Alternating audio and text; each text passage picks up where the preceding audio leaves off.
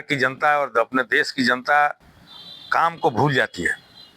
अगर काम को नहीं भूली होती तो आज नरेंद्र मोदी देश के प्रधानमंत्री नहीं होते और भारतीय जनता पार्टी की सरकार नहीं होती। आप कह रहे हैं कि सुई बनाने की बात है, यहाँ तक कि भाजपा आरएसएस वाले कहते हैं कि 14 के बाद संपूर्ण रूप से देश को आजादी मिली। आप लोग का क्या मतलब मुद्दा जो है, मेन मुद्दा किस चीज को लेकर के जनता के बीच जा रहे हैं? आपको भी देखा जा रहा है कि महाराजगंज विधानसभा में लगातार आप एक्टिव हैं, आप महिलाओं से मिल रहे हैं, उनके बीच जा रहे हैं, बुजुर्ग से मिल रहे हैं, नौजवान से मिल रहे हैं, काफी लोगों से मिल रहे हैं। क्या मेन मुद्दा क्या निकल के आ रहा है जब जा रहे हैं तो? सीओ के यहाँ कोई काम कराइए, बीडीओ के यहाँ कोई काम कराइए, सारे पदाधिकारी मुंह बाए खड़े हैं और जनता की कोई सुनने वाला नहीं है। आज बिहार के थाने बेचे जा रहे हैं, अंचल बेचा जा रहा है, ब्लॉक बेचा जा रहा है, अनुमंडल बेचा जा रहा है, जिला बेचा जा रहा है, हर पदाधिकारियों के पद बेचे जा रहे हैं। दुर्भाग्य से हमारे विधायक महोदय के पता नहीं दिमाग में क्या आ गया, उन्होंने विधायक बनने के बाद जनता से मिलना जुलना बंद कर दिया। आप अपनी दावेदारी को लेकर कितने मजबूत दिख रहे हैं? आला कमान से कुछ भरोसा वगैरह आपको प्रदेश से या फिर एआईसीसी से कुछ ऐसा मिला हुआ है? विश्वास है कि मुझे इस बार अवसर दिया जाएगा, पार्टी मुझे लड़ाएगी चुनाव और मैं चुनाव जीत करके पार्टी का और पार्टी जनों का मैं कल्याण करूंगा, ऐसा मेरा विश्वास है।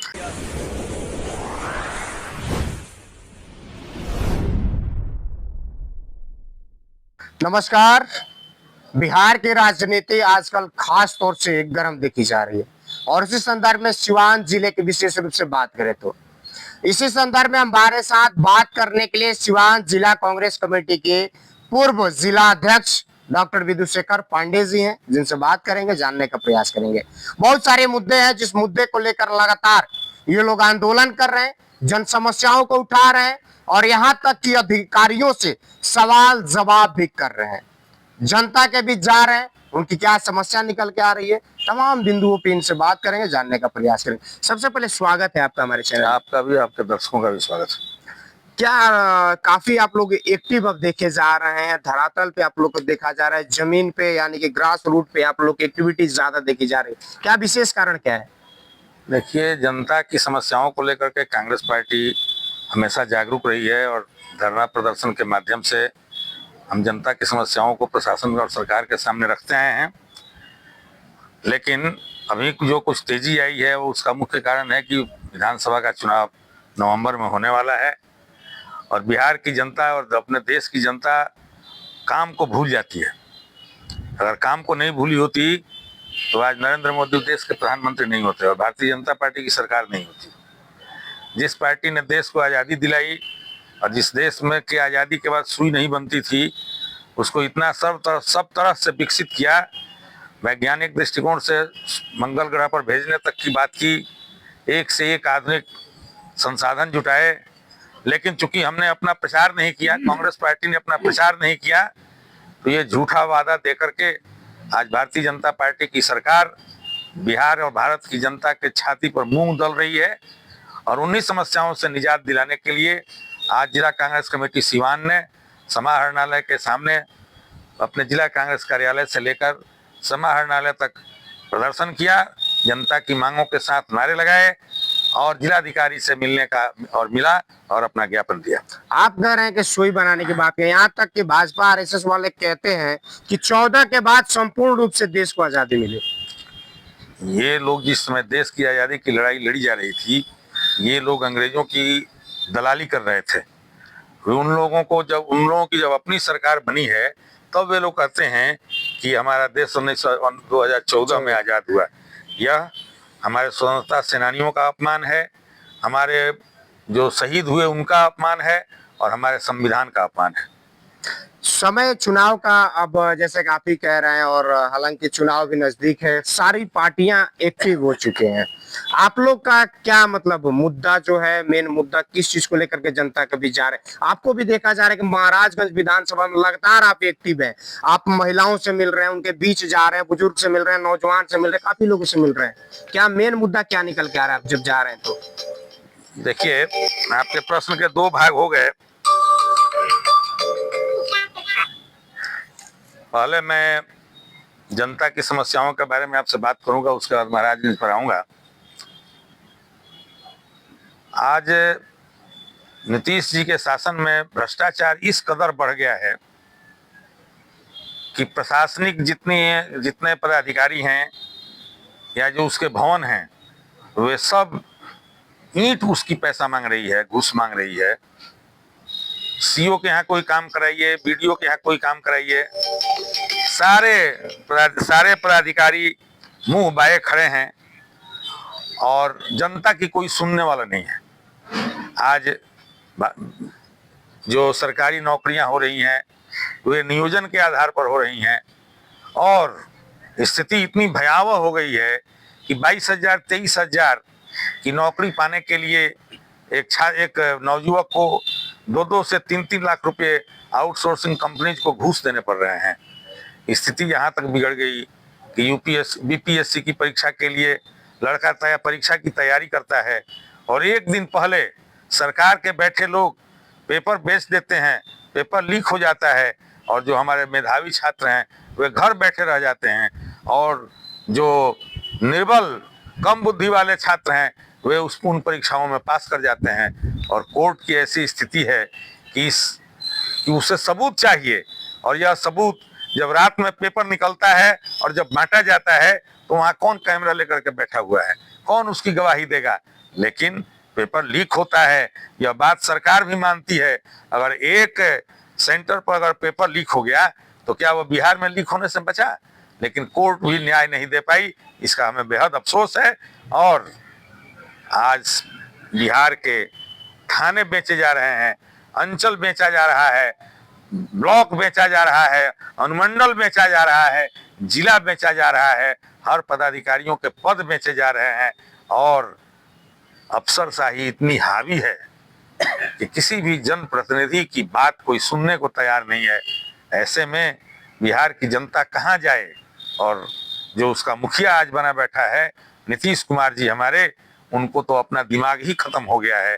पता नहीं क्या एनडीए के गठबंधन में नीतीश कुमार के अलावा कोई दूसरा नेता नहीं है जो वो उनके बदले में किसी दूसरे को मुख्यमंत्री बनाकर अपना कार्यकाल तो कम से कम पूरा कर लें। इन सब बातों को लेकर के कांग्रेस पार्टी और कांग्रेस पार्टी के जो सहयोगी दल हैं वे जनता के बीच जा रहे हैं और आने वाले समय में और अपनी लड़ाई को तेज करेंगे और जनता को इस बात को समझाएंगे कि आपका भला कांग्रेस और कांग्रेस का गठबंधन ही कर सकता है। महाराजगंज पे क्या कहिएगा? महाराजगंज में आप लोग लगातार लोगों से मिल रहे हैं, सिटिंग कैंडिडेट हैं, आपके ही पार्टी से हैं, वहां पे काफी देखा जा रहा है कि लोग दावेदारी दे रहे हैं। देखिए, प्रजातंत्र है, कांग्रेस पार्टी नेशनल पार्टी है तो बहुत लोगों की दावेदारी है, होनी भी चाहिए। लेकिन दुर्भाग्य से हमारे विधायक महोदय के पता नहीं दिमाग में क्या आ गया, उन्होंने विधायक बनने के बाद जनता से मिलना जुलना बंद कर दिया। और चूंकि जिले की एक ही सीट वो कांग्रेस पार्टी को मिली थी, उस समय मैं सिवान जिला का अध्यक्ष था और मेरा वो गृह विधानसभा क्षेत्र है, तो मैंने पूरी तन्मयता के साथ अभी अपने सभी कार्यकर्ताओं के साथ विजय शंकर दुबे जी को विधायक बनाने में मदद किया। और लेकिन अफसोस इस बात का है कि पता नहीं क्यों इतने पुराने नेता होकर के भी उन्होंने हमारे क्षेत्र के जनता की भावनाओं का आदर नहीं किया, क्षेत्र की जनता से बराबर दूर रहे। ऐसी स्थिति में वह सीट कांग्रेस पार्टी को सिटिंग होने की वजह से फिर मिलेगी तो जनता के बीच में जो विधायक के प्रति जो दुर्भावना है, विधायक के प्रति जो आक्रोश है, उसको शांत करना हम कांग्रेस जनों का दायित्व है। और जो पहली हम लोगों की यात्रा हुई उसमें हम लोगों ने महाराजगंज की जनता को यह समझाया है कि वे अपने स्वास्थ्य कारणों से उम्र बढ़ जाने के कारण आप लोगों की सेवा नहीं कर सके, लेकिन आने वाले समय में आपको एक योग्य कर्मठ और आपके क्षेत्र का रहने वाला लोकल उम्मीदवार दिया जाएगा। इस बात को जब जनता ने समझ लिया है तब हम लोगों ने अपने भ्रमण कार्यक्रम को तेज किया है और जनता से मिलने का कार्यक्रम को तेज किया है। आज बिहार की जनता दो भागों में बटी हुई है, एक महागठबंधन के साथ है और एक धड़ा एनडीए के साथ है। महागठबंधन के साथ के जो लोग हैं उन लोगों के बीच जाने में कोई कठिनाई नहीं हो रही है, वे तो हमें हाथों हाथ ले रहे हैं। लेकिन एनडीए गठबंधन को भी मदद करने वाले जो लोग पिछले चुनाव में रहे हैं, उन लोगों को भी हम लोग एनडीए सरकार और नीतीश सरकार की जो खामियां हैं उनको जब दिखा रहे हैं तो वे इस बात को स्वीकार कर रहे हैं कि एनडीए से हमारा कल्याण होने वाला नहीं है, हमें महागठबंधन के छाते के नीचे आना होगा। और वे हमें भी अपना रहे हैं और हम उनकी भावनाओं का भी कद्र कर रहे हैं। आप अपनी दावेदारी को लेकर कितने मजबूत दिख रहे हैं? मैं तो यह मानकर चल रहा हूं कि मैं जिस तरह से अपने सहयोगियों के साथ काम कर रहा हूं, जनता के बीच जा रहा हूं, और जनता जिस प्रकार से मेरे 40 वर्षों के कार्य को देखा है, अवसर मुझे नहीं मिला क्योंकि संभावनाएं कम थी। अब जो अवसर आने वाला है उस अवसर में पार्टी अवश्य मेरे कामों को देखते हुए अपने सर्वे के माध्यम से अगर मुझे अव्वल पाएगी तो मुझे पूरा विश्वास है कि मुझे अवसर देगी और मैं उनके अवसर पर खड़ा उतरूंगा। ऐसी मेरी आला कमान से कुछ भरोसा वगैरह आपको प्रदेश से या फिर एआईसीसी से कुछ ऐसा मिला हुआ है? आप जिला अध्यक्ष भी काफी टाइम, जब हमारे प्रदेश प्रभारी कृष्णा अल्लावरू जी आए और सुशील पासी जी आए तो उन लोगों ने एक ही नारा दिया कि जो काम करेगा, जो धूल फेंकेगा, उसको हम टिकट देंगे, उसको हम अपना उम्मीदवार बनाएंगे। और मैं जब व्यक्तिगत रूप से अल्लावरू जी से मिला तो उन्होंने कहा कि तुम आप काम करो, आपके काम को हम देखेंगे, और अगर हम देखेंगे कि आपने काम किया तो मेरे पास आने की जरूरत नहीं है, टिकट आपके पास चल कर जाएगा। तो मैं उनके बातों पर विश्वास करता हूं। सुशील पासी जी की जो दृष्टि है उसकी मैं प्रशंसा करता हूं कि वे उनकी जो पारखी दृष्टि है वो मुझे अव्वल मानेगी। और जो हमारे ऑब्जर्वर्स आ रहे हैं उन लोगों ने भी मेरे काम को देखा है, और हमारे राजेश राम जी हम लोगों के पुराने सहयोगी रहे हैं। इसलिए मुझे उम्मीद है, विश्वास है कि मुझे इस बार अवसर दिया जाएगा। पार्टी मुझे लड़ाएगी चुनाव, और मैं चुनाव जीत करके पार्टी का और पार्टी जनों का मैं कल्याण करूंगा, ऐसा मेरा विश्वास है। अगर पार्टी आपको टिकट देती है तो ये जो महाराजगंज का सीट है आप कांग्रेस की झोली में डाल पाएंगे? बिल्कुल 200% डाल पाएंगे। जी जी। तो सुना आपने, हमारे साथ है डॉक्टर विधुशेखर पांडे जो कि भावी विधानसभा प्रत्याशी महाराजगंज कह सकते हैं, क्योंकि लगातार ये क्षेत्र में भ्रमण कर रहे हैं। सुबह निकलते हैं, रात तक ये घर जाते हैं और महिला हो, बुजुर्ग हो, नौजवान हो, पुरुष हो, हर किसी से मिल रहे हैं, उनकी समस्या सुन रहे हैं और उसको जहां तक इनसे हो पाता है निदान भी करने का काम करते हैं। और इनका स्पष्ट रूप से कहना है कि आला कमान कहीं ना कहीं आश्वस्त करती है कि आप क्षेत्र में जाइए, धूल फांकिए और आने वाले समय में आपको उम्मीदवार बनाया जाएगा तो आप महाराजगंज से पार्टी के उम्मीदवार होंगे। खैर चले, कमेंट करके बताएं आपकी क्या राय, कैसे